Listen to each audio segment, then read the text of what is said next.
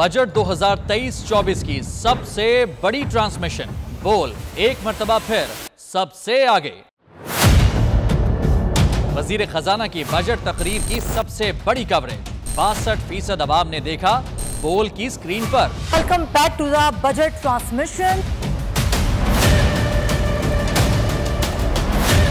सबसे बड़े पैनलिस्ट और रिपोर्टर्स की बड़ी टीम ने बजट के लम्हे लम्हे की अपडेट से किया बाखबर अपनी आवाम को। गुजरात अदालत में यूं कह रहा हूं कि एक तरफ ये ख्वाहिश है कि लोगों को रिलीफ दी जाए, क्योंकि इलेक्शन सर पर है, तो कोई ऐसा बजट दे जो पॉपुलिस्ट हो। क्योंकि बोल रखता है खबर के हर पहलू पर नजर। बोल है सबसे आगे, सबसे पहले। सब्सक्राइब करें और बेल दबाएं ताकि कोई खबर रह न जाए।